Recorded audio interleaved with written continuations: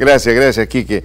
Seguimos en el día de hoy en el Matutino y como lo anunciamos al comienzo del programa, hoy 5 de junio estamos celebrando el Día Mundial del Medio Ambiente. Un día en que todos tenemos que reflexionar en qué país vamos a dejar, qué mundo vamos a dejar a nuestros hijos, a nuestros nietos, a nuestros bisnietos. Para ello hoy día hemos invitado a alguien que es amplio conocedor de este tema. Él es el profesor Roger Rumril, escritor, periodista, además, un hombre connotado. Y quiero contarles que yo me siento orgulloso y verdad que me siento disminuido hoy día de conversar con una eminencia. Él da conferencias en América, en Asia, en África. Es decir, es un peruano del cual todos nosotros debemos sentirnos orgullosos. Bueno, disculpe si me he extendido en esta presentación, pero creo que se lo merece. Bueno, muchísimas gracias por esta generosa presentación. Bien, hoy es el Día Mundial del Medio Ambiente. ¿Qué significa para nosotros, los peruanos especialmente, este día tan especial? Bueno, para un país como el Perú, que es una megadiverso, que tiene en Madre de Dios la capital de la biodiversidad, para un país que tiene una diversidad de climas, riquezas naturales, es un día especial, pero también es un día no para celebrar, porque tenemos muy poco que celebrar en lo que se relaciona con el ambiente, con los recursos naturales, ¿no? Debido al efecto que tiene el cambio climático, que tienen algunas actividades extractivas sobre la naturaleza.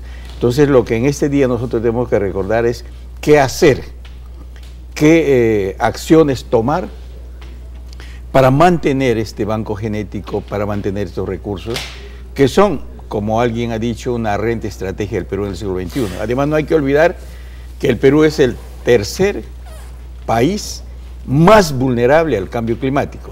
Primero es Bangladesh, luego es Honduras, y el Perú está en tercer lugar entre los países del planeta más vulnerables al cambio climático. La pregunta que se hace el ciudadano de a pie, ¿qué significa eso? Esta vulnerabilidad es, podemos explicar rápidamente. En primer lugar, es vulnerable por la pobreza que hay en el país. En segundo lugar, y esto hay que anotarlo, a poner énfasis, por la subcultura de la improvisación que hay en el Perú. El Perú no es un país que planifica, un país que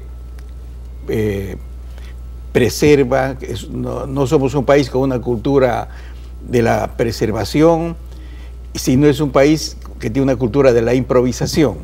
El caso de Ica es un ejemplo. El tercer factor es un factor de la diversidad, ¿no? El Perú tiene 184 climas y pisos ecológicos diferentes, ¿no? Y en esta enorme diversidad, evidentemente, el manejo de estos pisos ecológicos, de estos ecosistemas es bien difícil. Entonces, en primer lugar, está falta de previsión, pobreza y además corrupción, que es un factor también que hay que señalar dentro de esta vulnerabilidad. Pero, ¿de qué manera la corrupción puede tener un rol protagónico en que no se haga lo correcto?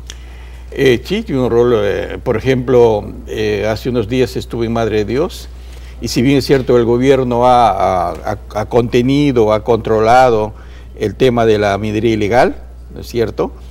Pero se está señalando que el tema de la corrupción por parte de la policía, que cobra 100 soles por cada bidón de gasolina que entra de manera ilegal, son los rumores, ¿no? Ese es un factor que no permite un control definitivo. Y en segundo lugar, los recursos que escasean para la formalización.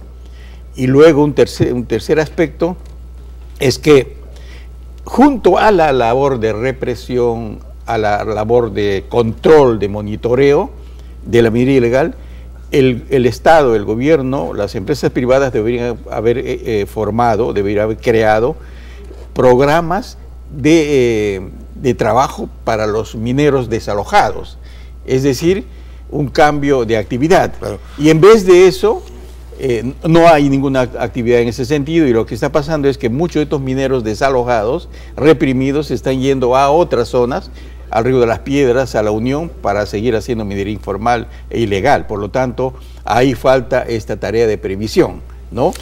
Hacer un programa de cambio de actividad. En el país especialmente, ¿en qué lugares está más centrado el impacto ambiental negativo? Bueno, yo creo que en la Amazonía y también, bueno, en todo el país, pero básicamente en los Andes y la Amazonía. ¿De qué manera se puede graficar eso? Yo quiero señalar, bueno, por un lado tenemos el cambio climático, ¿no?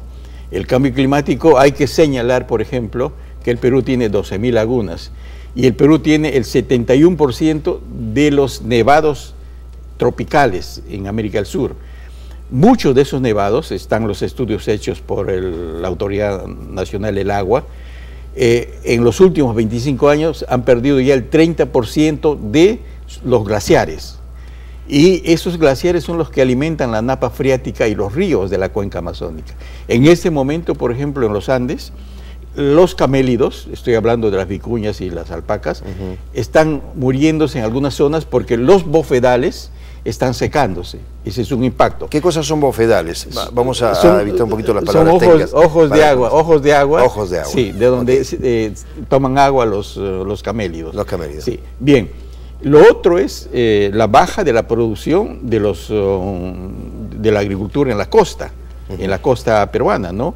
Debido al calentamiento de la temperatura. Por ejemplo, en el caso de Paucartambo, donde he hecho un estudio, un registro, en la bajada Madre de Dios, en Paucartambo, en el Cusco, el año pasado se registró un 20% a 30% de la caída de la cosecha de la manzana por un cambio de temperatura.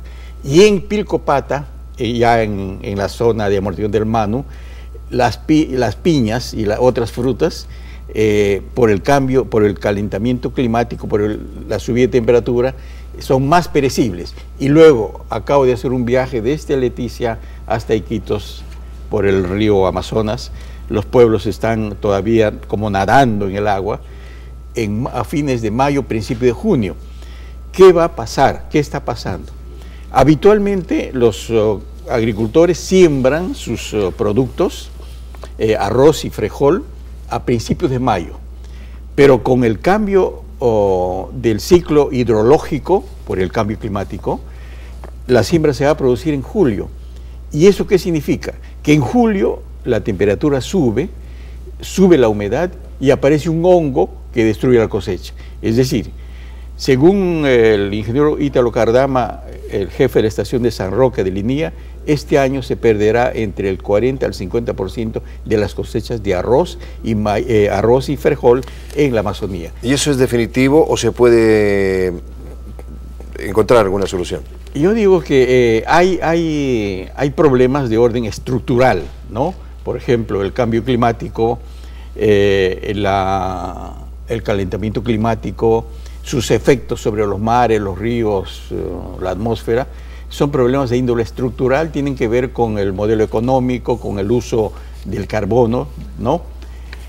Pero hay problemas que tienen que ver con el país y el país puede resolverlos. Por ejemplo, el 90% de los residuos sólidos domésticos e industriales y las aguas hervidas sólidas domésticas e industriales no se tratan. No hay inversión del Estado, ni de los municipios, ni de los gobiernos subregionales en el tratamiento de esos temas. Ese es un tema fundamental. Por ejemplo, hoy en día en Iquitos, 300 toneladas de aguas hervidas van a desembocar en el Amazonas por un canal que se llama El Huequito, que es el puerto turístico. Es una cosa increíble, ¿no es cierto? Y el Amazonas ha sido declarado una de las maravillas del planeta. Entonces, no hay inversiones por parte de los municipios, de los gobiernos subregionales y del propio Estado para resolver estos temas que son fundamentales. Por lo tanto, lo que el Perú necesita ahora es que, de parte del Estado, que sea riguroso en la aplicación de los estándares ambientales, tanto en la costa como en la sierra y en la Amazonía. Estas empresas, estas empresas que contaminan, en sus países de origen, son mucho más cuidadosos, claro, mucho más reguladores, mucho más controladores del ambiente. En cambio acá son mucho más laxos, ¿no es cierto? Porque necesitamos un Estado más riguroso y más regulador, ¿no es cierto? En ese sentido. Ante esta descripción de hechos y esta realidad que definitivamente es palpable, ¿no? Es para verse, ¿no? Es para tocarlo, viene una pregunta. La creación del Ministerio del Ambiente fue de veras importante para poder al menos, si no acabar o tomar las precauciones del caso para proteger el medio ambiente, ¿o no? Importantísimo, ¿no? Necesitábamos un ministerio que defina el modelo de desarrollo, que no solamente se encargue de aprobar los estudios de impacto ambiental, de monitorear las inversiones para que estos no causen efectos deterioros sobre los ecosistemas, ¿no?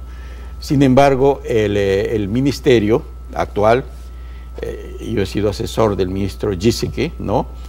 El ministerio actual, mirando las medidas, analizando sus decisiones, intenta, no se puede negar, intenta crear normas, intenta aplicar normas. Lo que pasa es que la dirección, la lógica de la inversión va en otra dirección. Y ahí hay digamos, una antinomia, una contradicción, ¿no? ¿Qué sugeriría usted para que eso no se dé? Bueno, que el Ministerio del Ambiente sea lo que debe ser, un ministerio que define la lógica del modelo económico sostenible que el Perú necesita, ¿no? Y le voy a dar un ejemplo. Cuando el presidente Humala ganó las elecciones, yo formaba parte del Ciudadanos por el Cambio, forma parte. El colectivo que hizo el programa de la gran transformación, ¿no? Y entonces con el exministro Giesecke formamos parte de la comisión de transferencia. Y durante un mes de trabajo, escuchando cientos de horas de conferencias, de informes y luego leyendo miles de documentos, llegamos a la siguiente conclusión. El ministerio más débil, el que tenía menos recursos, era el Ministerio del Ambiente. Y el ministerio más poderoso, más fuerte, con más recursos, era el de Transporte y Comunicaciones, para hacer carreteras, puentes, para crear infraestructura. Pero el Ministerio del Ambiente era el débil, y además se debilitó porque varias de sus funciones pasaron a la PCM. Entonces necesitamos un Ministerio del Ambiente poderoso, fuerte, que defina y dirima las competencias en favor de la sostenibilidad del desarrollo de nuestro país. Muy bien. Roger Rurmil, gracias por estar con nosotros, gracias por ilustrarnos de esa manera en esta parte del matutino.